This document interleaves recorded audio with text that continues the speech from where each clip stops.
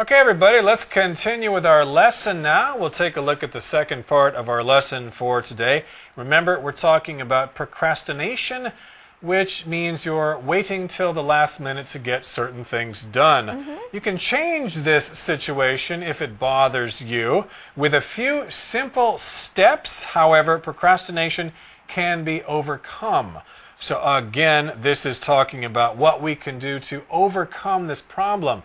If you have a problem and you haven't been able to deal with it, you want to overcome that problem. Figure out a way to solve that problem so that you don't have to worry about it anymore. So what can you do? You can take a few simple steps to resolve this problem or to solve this problem to get it out of your way. Yeah, you need to help organize yourself and your time. And it helps organize your mind so you're not going crazy up there, right? When it gets stressful, you can't even think clearly. Now, what you can do is split up your tasks. So if you split something up, you divide it.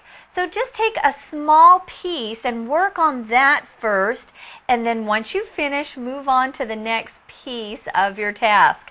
That's a good idea.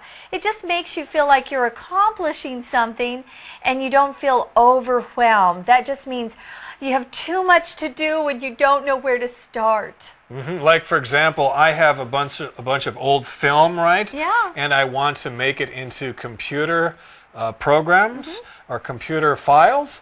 It's going to be a big task. It's going to take a long time. So I'm going to split it up into smaller parts. Do a little tonight, a little the next time, and then maybe in a year or two, I'll finish that project. So again, you want to divide your tasks up, divide your jobs up into smaller parts, and then you can organize your time and you can organize your mind. Organizing just means putting things where you know they are. Now, another thing you might try is setting realistic goals, which means it's possible to actually achieve them. They're not crazy or too big.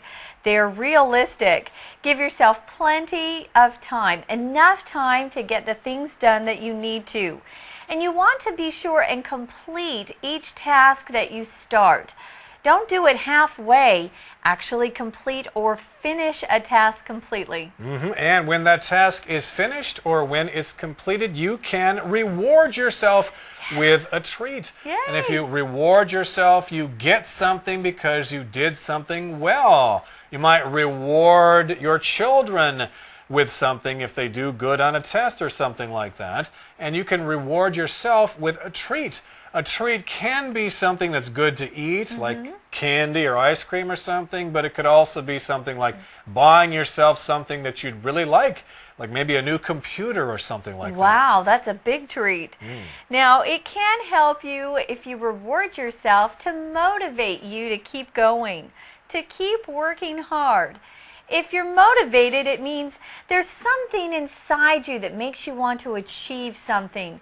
So you never give up and you never quit. A lot of people have others in their lives that help motivate them to excel or achieve great things.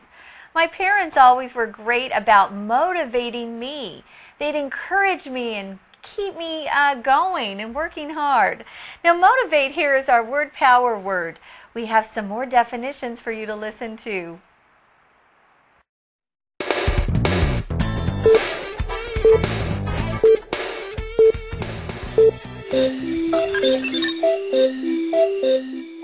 Word power. Hello and welcome to Word Power. Today's word is motivate. Today we read that a reward can be a great way to motivate yourself. Motivate is a verb that means to make someone want to achieve something and to make them work hard to reach their goal. For example, the teacher is good at motivating her students to study hard. Motivate can also mean to give someone a reason to do something. For instance, the desire for more money motivated the company's boss to fire some workers. The noun form of motivate is motivation. This means the desire to do something. For example, Jack rarely studies because he doesn't have much motivation to do well in school. That's all the time we have for Word Power today. Thanks for listening. So a treat or a reward would be a good way to motivate you to work harder or to push you to work harder. And as the saying goes, procrastination is the thief of time. Interesting saying there. A thief, of course, is somebody who steals something. So procrastination will take your time away from you. You need to plan ahead to keep that time to yourself. Yeah, you actually end up having less time if you procrastinate. So if you stop procrastinating and take charge or take control of your life, you'll be more confident than ever before. Confidence is a feeling that you have about yourself, that you can do anything. You believe in your own abilities. And being confident, that's the adjective form, is a great feeling, especially as a student. Okay, everybody, it's time for our Chinese teacher, and then we'll be back.